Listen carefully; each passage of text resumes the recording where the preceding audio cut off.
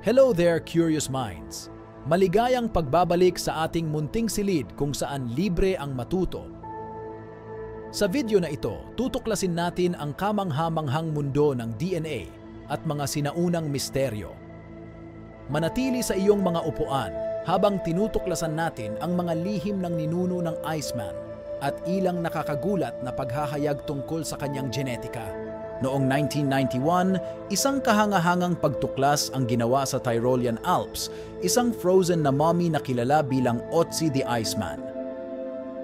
Ang sinaunang manlalakbay na ito na napanatili sa yelo sa loob ng mahigit 5,300 taon ay nakaakit sa mga siyentipiko at arkeologo.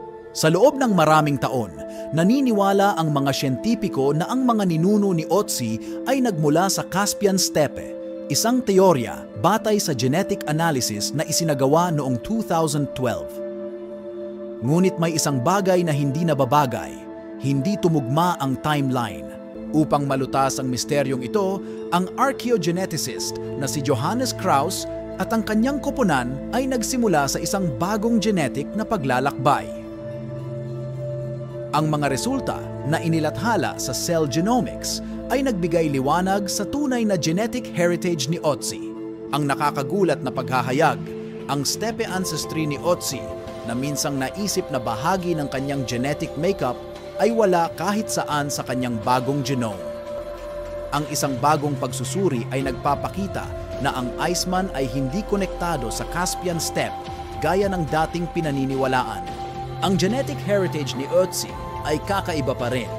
Humigit kumulang 90% ng kanyang DNA ang nag-uugnay sa kanya sa mga Neolithic na magsasaka, isang mas mataas na porsyento kumpara sa iba pang Copper Age remains. Ito ay nagtatakda sa kanya bukod sa genetic tapestry ng kanyang panahon. Ngunit ito ay hindi lamang tungkol sa mga ninuno. Ang genome ni Otzi ay nagpapakita rin ng ilang nakakagulat na mga detalye tungkol sa kanyang hitsura.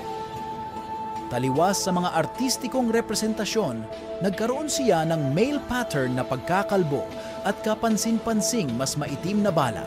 Hinahamon ng maitim na balat ng Iceman ang ating mga palagay tungkol sa mga sinaunang Europeo.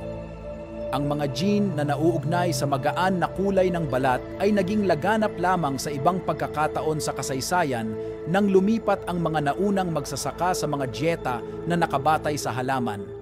Gaya ng ipinakikita ng DNA ni Otzi at ng iba pang sinaunang tao, ang paglipat sa mas magaan na kulay ng balat sa Europa ay isang unti-unting proseso na nagtagal ng libu-libong taon.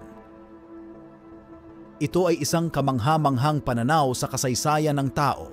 Kaya, nariyan ka, isang kahangahangang paglalakbay sa nakaraan sa pamamagitan ng lente ng DNA ni Otzi.